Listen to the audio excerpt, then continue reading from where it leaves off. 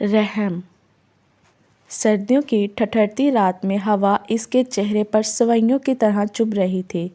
موسم اتنا سرد تھا کہ اسے اپنا چہرہ برف ہوتا ہوا معلوم ہوا۔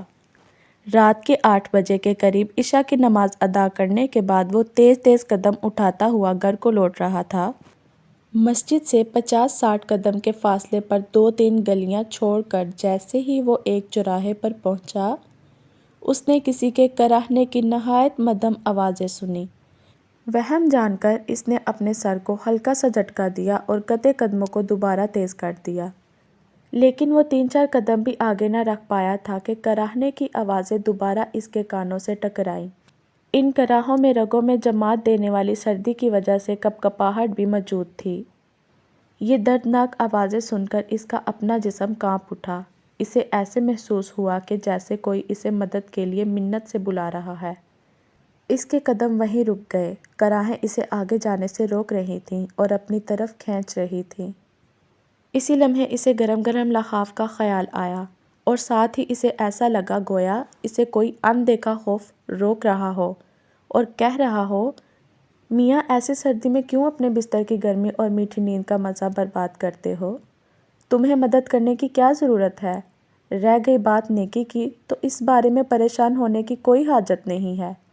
تمہاری گزشتہ نمازیں اور دن رات کی ریاضت تمہیں کافی ہے۔ چنانچہ اس نے گھر کی طرف جانے کے لیے اپنے پاؤں کو اٹھانا چاہا تو اسے محسوس ہوا کہ وہ آگے ایک قدم بھی نہیں اٹھا سکے گا۔ صدیاں گزر جائیں گی مگر وہ یہیں کھڑا رہے گا۔ کسی اندیکھی انجانی قوت نے اسے آگے جانے سے روک دیا تھا۔ کراہنے کی آواز مسلسل آ رہی تھی۔ آخر کراہوں کی مضبوط رسیوں نے اسے جکڑ کر اپنی طرف کھینچ ہی لیا۔ اس نے سوچا، سب کام جنت کے حصول اور جہنم سے نجات کے لیے تھوڑا ہی کیے جاتے ہیں، خدا کی رضا کے حصول کا جذبہ بھی تو موجود ہونا چاہیے۔ اچھے کام کو صرف اچھا سمجھ کر ہی کیا جائے۔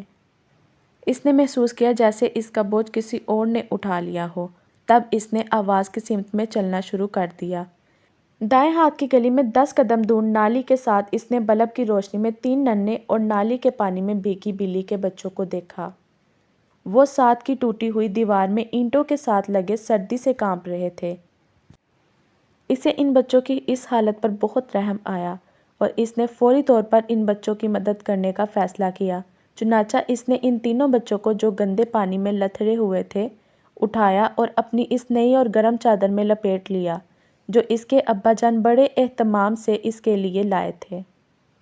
اس نے اس وقت نئی چادر کی بھی کوئی پرواہ نہ کی۔ بلی کے بچے گرم چادر میں آ کر پرسکون ہو گئے تھے۔ وہ خود تھرتھرتا ہوا گھر کی جانب تیز تیز قدموں سے چلنے لگا۔ گھر پہنچ کر اس نے ان تینوں کو آتش دان کے قریب بٹھا دیا اور پیار سے ان کو دیکھنے لگا۔ پھر کچھ سوچ کر وہ اٹھا اور کچن سے ان کے لیے پیالے میں دودھ بھر کر لے آیا۔ اس نے جیسے ہی یہ دودھ ان کے سامنے رکھا، وہ تینوں اسے جلدی جلدی پینے لگے۔ جب وہ بچے پچ پچ کر کے دودھ پی رہے تھے تو اسے ایسے لگا جیسے کوئی کہہ رہا ہو، رحم کرو، اللہ رحم کرنے والوں کو پسند کرتا ہے۔